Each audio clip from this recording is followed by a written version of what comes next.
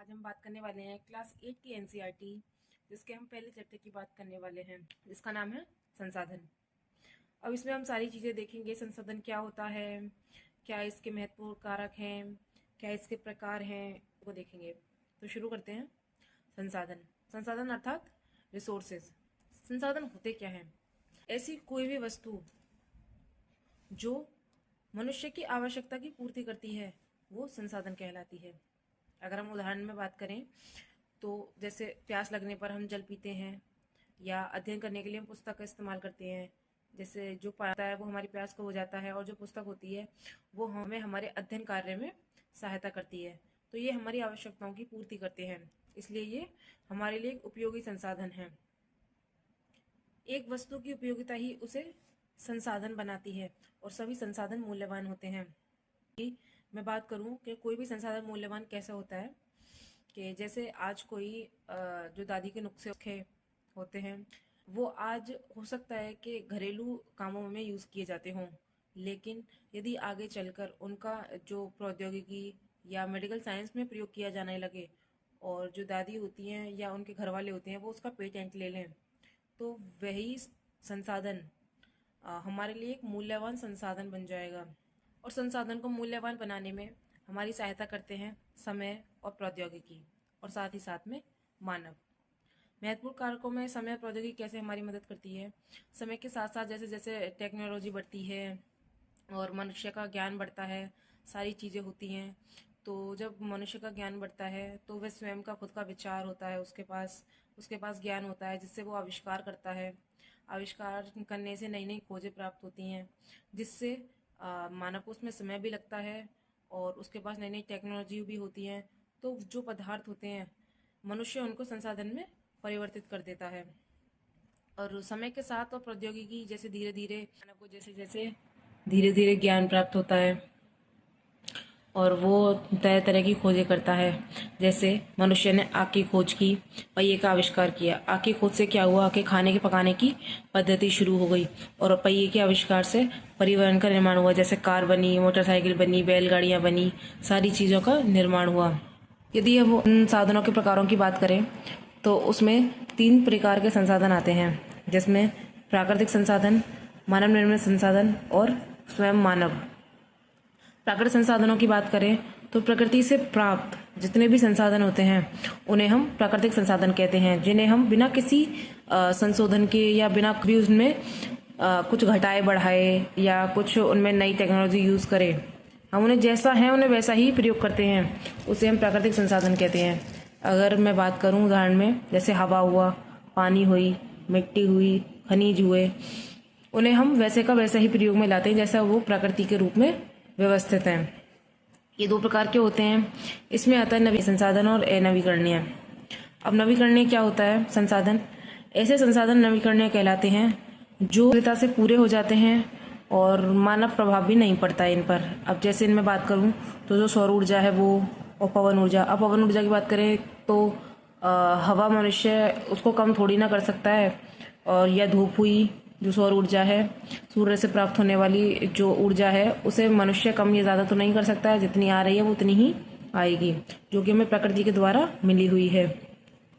दूसरी बात करें हम अगर अनवीकरणीय स्रोतों की, तो इनके जो भंडार होते हैं वो सीमित होते हैं, और इनको बनने में हजारों वर्षों की पूर्ति लगती है। यदि मैं बात करूं कोयला, जो कि हजारों सालों में बहुत सारी प्रक्रियाओं को पूरा करने के बाद बनते हैं। पेट्रोलियम और प्राकृतिक गैस हुई, ये ऐसी सारी चीज़ें जिनको भरने में लाखों हजारों वर्षों का समय लगता है, इसलिए इनके जो भंडार होते हैं वो सीमित मात्रा में पृथ्वी पर पाए जाते हैं। यदि हम इनका दोहन अत्यधिक मात्रा में करेंगे तो इनके समाप्त होने की समस्या बन जाएगी।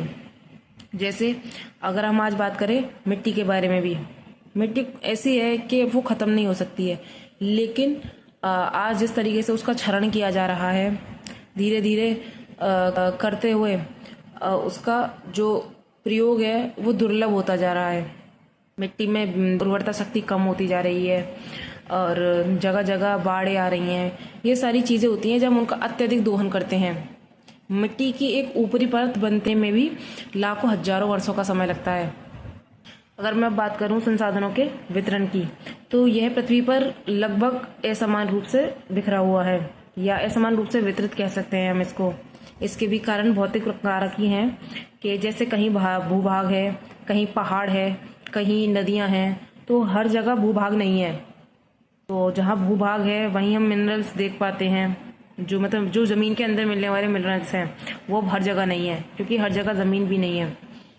यदि हम जलवायु की बात करें तो जलवायु हर एक जगह एक जैसी नहीं पाई जाती है। जैसे हम पहाड़ों की बात करें तो वहाँ अत्यधिक ठंड रहती है, और अगर हम नॉर्थ साइड में चढ़ते जाएं तो वहाँ अत्यधिक ठंड रहेगी, और हम पहाड़ों से अगर नीचे की उनके फुट हिल्स एरिया में धीरे धीरे या उससे नीचे आएँ तो वहाँ थोड़ी ठंड जो होती है वो कम होने लगती है। तो हर जगह की जो जलवायु है वो अलग अलग पाई जाती है। जैसे अगर मैं कर्क रेखा की बात करूँ तो कर्क रेखा के भारत में उसके ऊपर का जो भाग है वो टेम्परेट एरिया में आता है, और जो नीचे का भाग है जो मतलब कर्क रेखा के दक्षिण साइड का जो हिस्सा है भारत का वो ट्रॉपिकल रीजन में आता है। तो इस तरीके से कुछ हमें जलवायु में भी अंतर देखने को मिलता है, जिससे उनका संसाधन में वितरण अलग अलग होता है।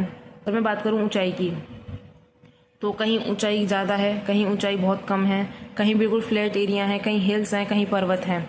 तो इस तरीके से जो प्राकृतिक संसाधन है उनका समान वितरण ना होकर भारत में असमान वितरण हमें देखने को मिलता है।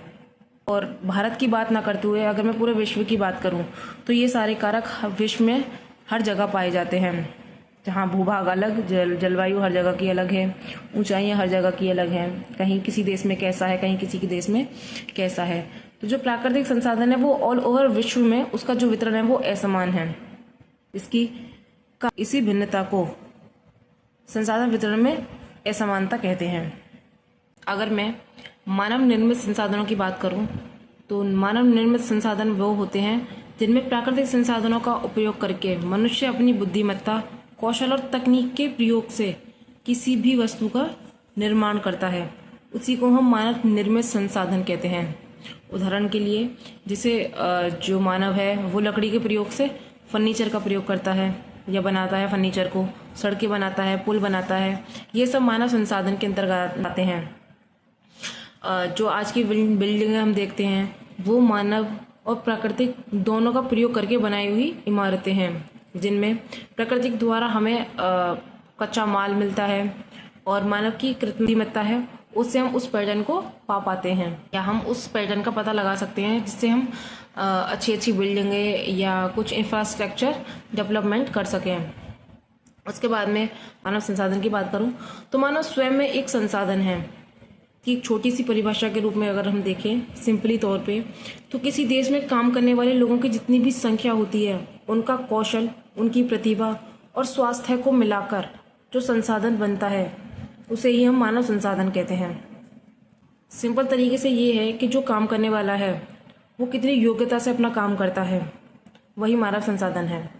जिसमें ज़्यादा अधिक योग्यता होती है वो उतना ही कुशल मानव संसाधन कहलाता है। मानव संसाधन विकास की बात करें तो लोगों के कौशल में सुधार करना मानव संसाधन विकास कहलाता है। हर किसी की योग्यता को बढ़ाना, जैसे आज भारत में जो यूथ है उनकी संख्या बहुत ज़्यादा है, तो उनकी जो प्रतिभा है उनको बढ़ाना, उनके कौशल में सुधार करना, यही मानव संसाधन विकास कहलाता है।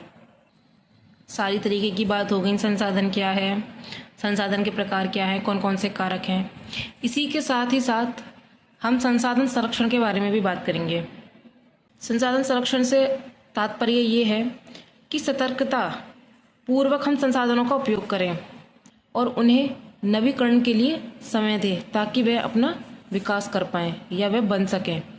यदि हम अत्यधिक दोहन उनका करेंगे तो हमारे आने वाली जनरेशन को भी वो नहीं मिल पाएंगे और ना हमारे प्रयोग के लिए वो रह पाएंगी। यदि हम सतत पोषणीय विकास की बात करें तो ऐसा विकास जो वर्तमान पीढ़ी की ज़रूरतों को पूरा करते हुए भविष्य की पीढ़ियों की आवश्यकताओं को समझता है या उनके साथ समझौता नहीं करता है, उसी विकास को हम सतत पोषणीय विकास कहते हैं। कि हम आज की भी अपनी ज़रूरतों को पूरी कर पाएँ और आने वाली पीढ़ी के लिए भी उन सारे संसाधनों को सुरक्षित रखें, संभाल कर रखें और उन आने वाली पीढ़ी की भी आवश्यकताओं की वो स्वयं पूर्ति कर सकें। ठीक है, यही सतत पोषणीय विकास कहलाता है। हमारी पृथ्वी और इस पर जितने भी निवास करते लोग हैं, क्योंकि इन सबको संरक्षण करना हमारी खुद की भी जिम्मेदारी है, क्योंकि हम लोगों का जो इस पृथ्वी पर निवास करते हैं उनका स्वयं का भविष्य भी पेड़ पौधों और पारितंत्र की सुरक्षा पर और संरक्षण से जुड़ा हुआ है। क्योंकि यदि पारितंत्र को कहीं ना कहीं नुकसान होता है या पर्यावरण को कहीं ना कहीं नुकसान होता है तो उसका हट जाना सिर्फ और सिर्फ जो पृथ्वी पर रहने वाले लोग हैं, जो सजीव लोग हैं, जिनको वायु, जल, इन सब की आवश्यकता होती है, उससे वो लोग प्रभावित होते हैं। तो हम संसाधनों का प्रयोग करने के साथ साथ उनके संरक्षण को भी ध्यान में रखकर किसी भी संसाधन का प्रयोग करेंगे। ऐसा आपका ये चैप्टर समाप्त होता है।